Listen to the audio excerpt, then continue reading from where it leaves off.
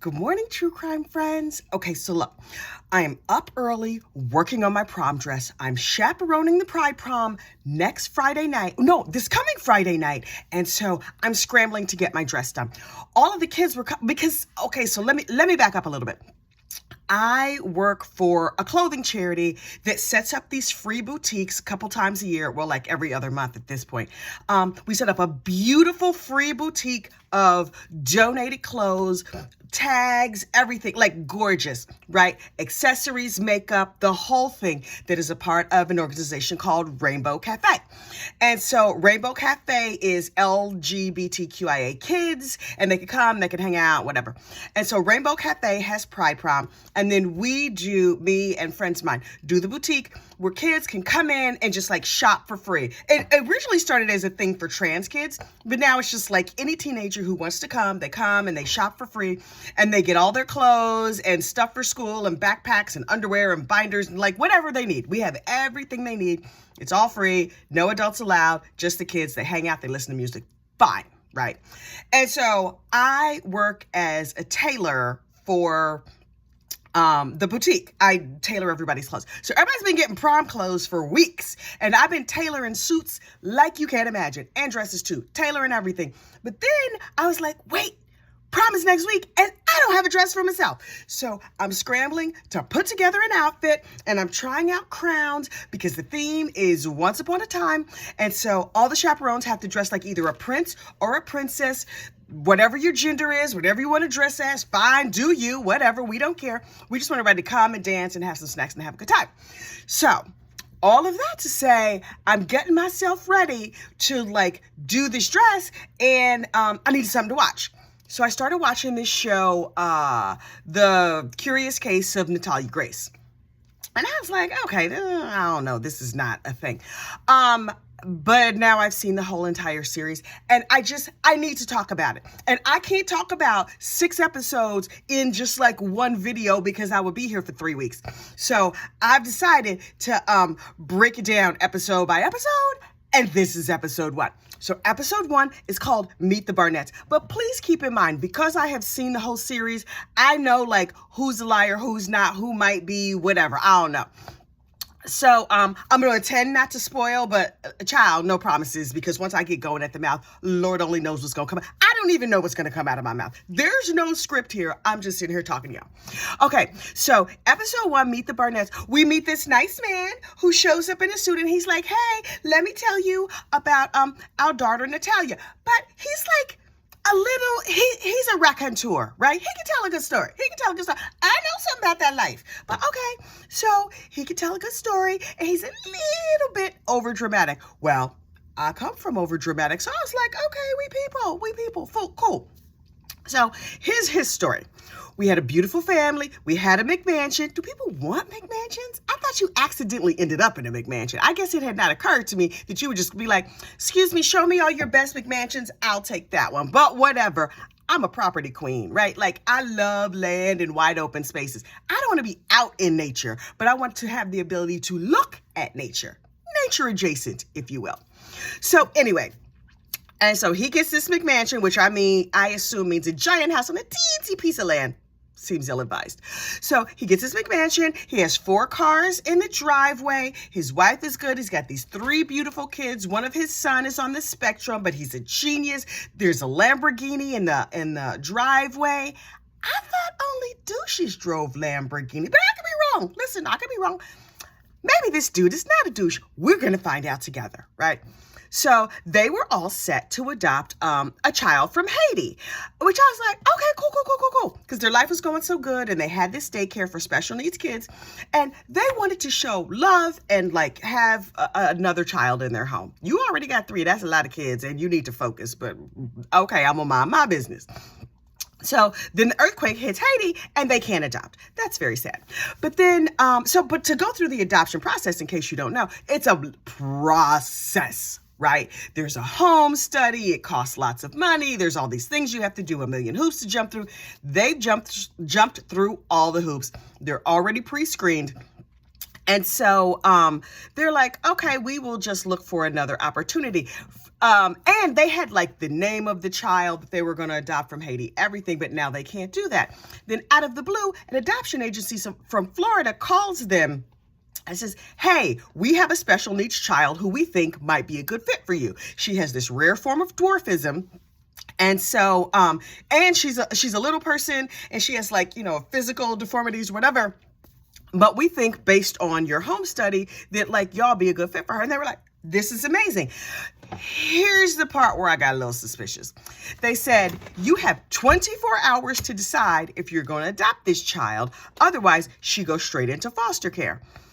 Okay, so if you're going to adopt a child, something tells me it should not be a high pressure situation. Like change your whole life forever, but TikTok, you got to do it by tomorrow. But okay, maybe that's what happened. So they jump on a plane, they fly down to Florida, they go to Hollywood, Florida, which I've been to Hollywood, Florida. That's all I'm gonna say about Hollywood, Florida. So, hey, Hollywood. I got a relative that lives in Hollywood. Anyway, I assume there are nice parts of it. I just haven't been to them. I'll put it like that. I was in Aventura at a friend's house, and we drove through Hollywood, and I was like, girl, where we at? We need to lock these doors. What's going on? But maybe there are really nice parts of Hollywood. I don't know. So they get down there, and they go to Hollywood, Florida, and they pull up to like a strip mall adoption agency. Oh, this is all the red flags in the world. Oh, that's a cute little red flag you ignoring. Look at you. We gonna bypass that red flag. So they go to this like shifty looking adoption agency that's in a strip mall. I don't know where adoption agencies usually are. I just didn't think they were typically in strip malls. But I don't know nothing about adopting a child. So maybe they are. I don't know. And it's a private adoption, right? So it's supposed to be at like a lawyer's office or something. And I guess this was a lawyer's office. I don't know where they were.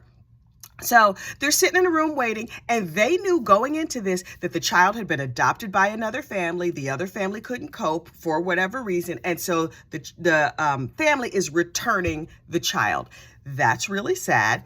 And they were like, oh, we really, really hope she likes us. And she comes in, and she's a 6-year-old little girl, and she's teensy, and she has like all the disabilities in her hands and her feet or whatever, but she's adorable. And they're like, oh my God, this is terrific. Okay, great. And she's like, daddy, daddy, mommy, mommy. And she fits right into the family, and everything is perfect. Suspicious. I know kids. I have kids. The first time you meet a stranger, if you're like, yay, yay. Okay, a toddler might do that, but a toddler at least will be like, okay, is my mommy okay with this? So let me get this straight. You're going from your parents to a lawyer's office where you don't know nobody with your parents, and now all of a sudden you're with new strangers and you're super excited to see them. Okay. So they were like, okay, fine, no problem. They pick up the baby. The other parents, according to our narrator so far, squeals out of the parking lot and is gone in 2 seconds. And they're like, okay, cool. They sign the papers. They do whatever they have to do. And since they're in Florida, they might as well go to Disneyland because these folks are from Indiana. Okay, great. They go to Disney. They go to give the child a bath in the hotel. And the mom freaks out and calls her husband like, boo, you gotta come in here. You're not gonna believe what I found out. So the mother is like, we have a problem.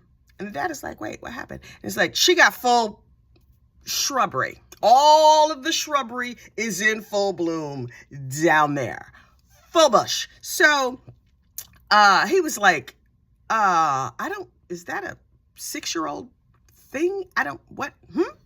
So the mom is like, go look. Okay, I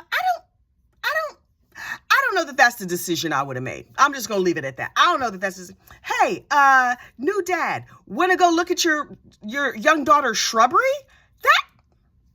What's wrong with y'all? Okay. So they were like, okay, wait.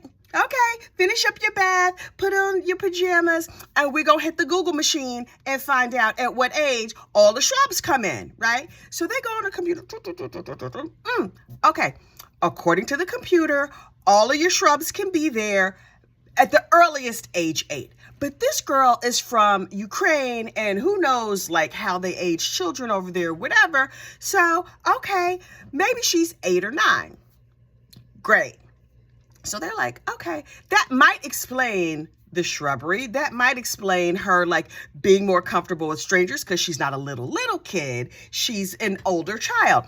So in my mind, at this point, I aged her. If she's got all the hedges, I'm aging her at 10, 11, because I know that could happen at 10 or 11. So she's not 6, maybe she's 11. Okay, great. So you got an 11-year-old who you think is a 6-year-old. Okay, so immediately we are going to the pediatrician right away. This is what I would do, not what they did.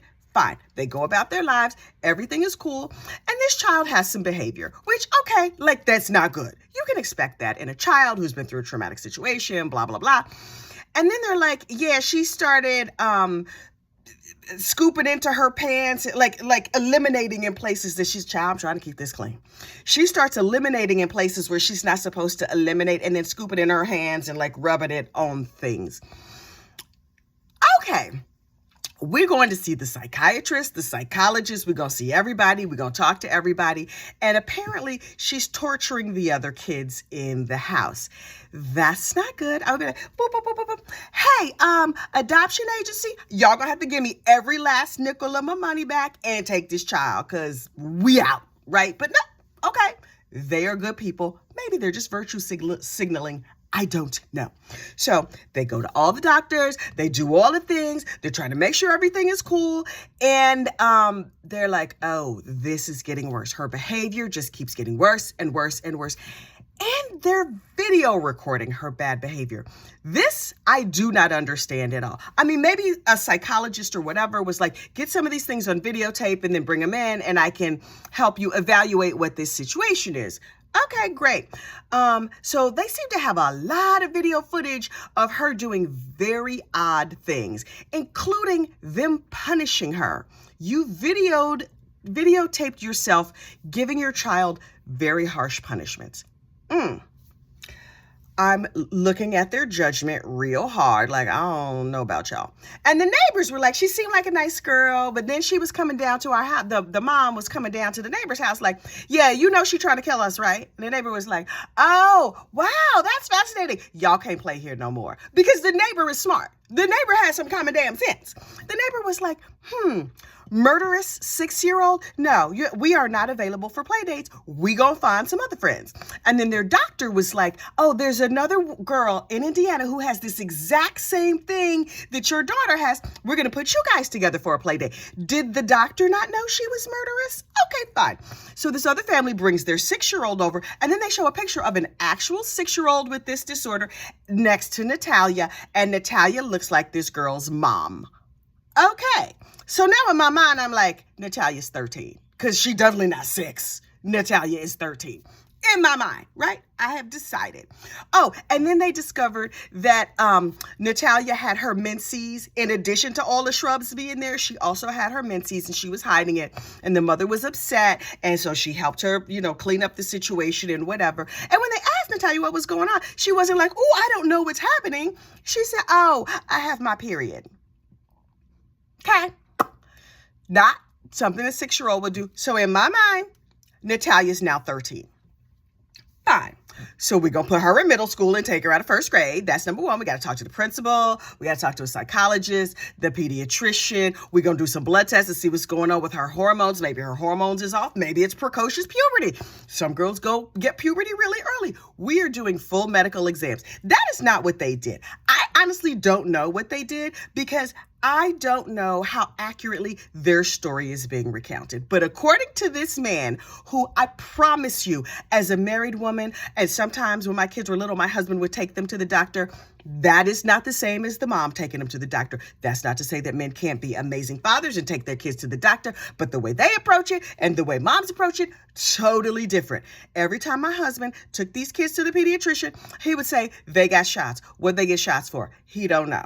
What did the doctor say about that rash? I don't remember. What's his height? I think they wrote it down on the piece of paper. Like, he didn't know nothing. He didn't ask no questions. He sat there. The doctors did and said whatever. It's a mystery. Maybe he should have recorded that. And then you come home and the kids seem healthy and fine. And then I call the pediatrician and the nurse says, yeah, when the dad brought him in, we just set the chart to the side because we know how daddies roll. And then she told me everything and it was fine, right? Based on the notes in the chart.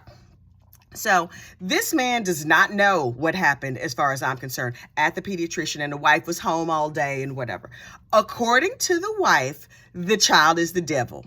And according to this man, Natalia tried to pour pledge into his wife's coffee and poison her. While pledge is unpleasant, it is not poisonous. Also, you can't pour pledge. Okay? You could pour Lysol. It has a very strong scent, and you would notice it right away before you went to drink it. But you can't pour pledge because pledge comes in a spray can, an aerosol spray can. So if somebody sprayed pledge into the coffee, you would also smell pledge in the air. Oh, why is it lemony fresh here in the kitchen right next to my cup of coffee? And there's pledge there. But according to these people's story, the mother drank the coffee, screamed and freaked out, and was like, what happened? And Natalia was like, oh, I tried to poison you. I call bull hockey on that story. And so the wife freaked out, and the world's coming to an end, and they take her to the psychiatrist, and the psychiatrist is like, oh, yeah. She's a sociopath. Okay.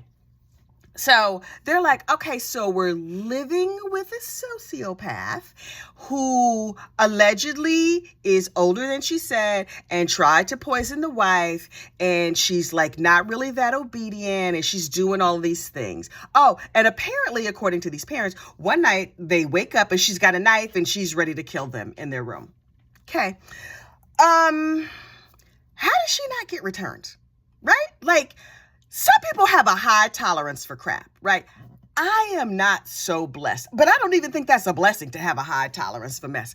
I just don't. I'm not long suffering. I'm not short suffering. I do not believe in suffering. Now, some things gonna happen, and some things have happened in my life. Some terrible things have happened. Some tragic things have happened, and many, many, many wonderful things have happened. But you know what I'm not gonna do? Say, oh, that was terrible. Let me get some more of that.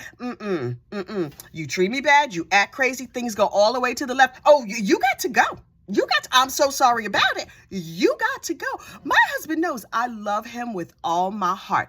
I will love him to the day I die. That don't mean he can stay married to me. That don't mean that he can stay in this house if his act right is not fully installed. That goes for the kids. Ask that one that I kicked out that time. Oh yeah, he had to go. He had to go. You in here just doing whatever you want to do. Oh, you got to go. You got to get out of here. He was over 18. He was like, where am I going to go? I was like, that's a you problem. And you know what he did? He got on out. Gone for 9 months off the Job Corps. Praise God for Job Corps. He came on back. Act right, fully installed. He was cleaning things, getting a job, bought himself a car. Oh, his whole life got turned around because of Job Corps. But you know what started his life getting together? I kicked his behind out. I was like, nope. I said to him before I kicked him out, child, I am all the way off to the left. But anyway, this is what happened.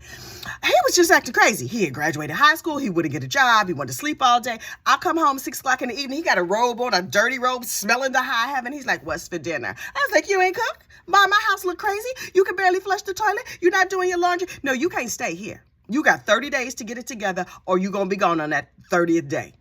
28 days rolls around, and I said, on what day? Where are you going? Where are you moving to? Because all this, we dead in this situation. And I gave birth to this child out of my very body. And he was like, well, I guess I might have to go to Job Corps. I was like, bye, boo, bye. And then when he would call me like, it's terrible up here, I was like, new phone, who this? I'm your mama, but you know I'm a black mother. And I'm the kind of black mother who does not put up with no kind of mess. And so he had to go and go. And you know what happened? My life got peaceful, happy. Oh, I missed that child. Oh, and I stress craft. I made so many dresses the first 2 weeks. So many dresses. Oh, they were cute too. I was using all my best sewing skills. I should post some pictures of them dresses. But I made a whole bunch of dresses, and he was gone. And then he got up there, and they did whatever they do in Job Corps, and he was gone for 9-10 months. It was an 18-month program. He was so desperate to come home, he completed the whole program in 9 months. Well, who knew that slacker was an overachiever? He was a secret overachiever. Okay.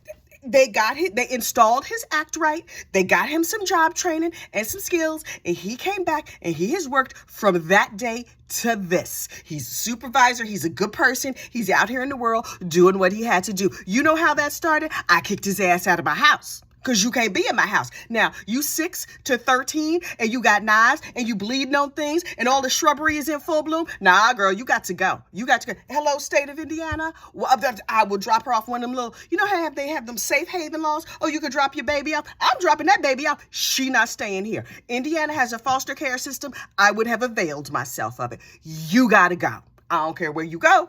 It's not here. I'm going to surrender my parental rights. We're going to drop you off in Hollywood. Whatever we're going to do, that's what we're going to do. But you wouldn't have stayed. You got one time to try and kill me. You got one time to think about it. If I hear rumor that you're thinking about it, oh no, you got to go.